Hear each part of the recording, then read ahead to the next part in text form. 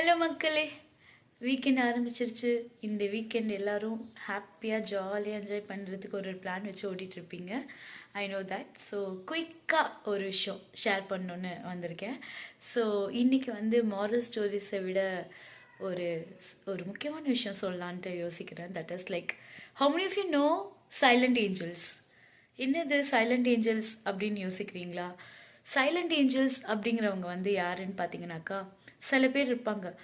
அவங்க பெருசாக எதுவும் சொல்ல மாட்டாங்க. பட் ஆனால் அவங்க கூட இருக்கிறது நம்மளுக்கு ரொம்ப ஹாப்பியாக இருக்கும், சேஃபாக இருக்கும், ஒரு ப்ரொடெக்ஷனாக நம்ம ஃபீல் பண்ணுவோம். ரொம்ப அழகாக நம்மளை ப்ரொடெக்ட் பண்ணி கூப்பிட்டு போவாங்க. முக்கியமான டைமில் நம்மளுக்கு கேட்காமே ஹெல்ப் பண்ணுவாங்க. ஸோ இந்த மாதிரி இவங்க ஒரு காட் இன் டிஸ்கைஸ்ன்னு சொல்லலாம். ஸோ லைக் எப்படி சொல்கிறது, இவங்க ஒரு அண்ணாவாக இருக்கலாம், இல்லைனா பக்கத்து வீட்டு ஆளாக இருக்கலாம், இல்லை நம்ம கூடவே இருக்கிற ஒரு இன்செப்பரபிள் பாண்டாக இருக்கலாம்.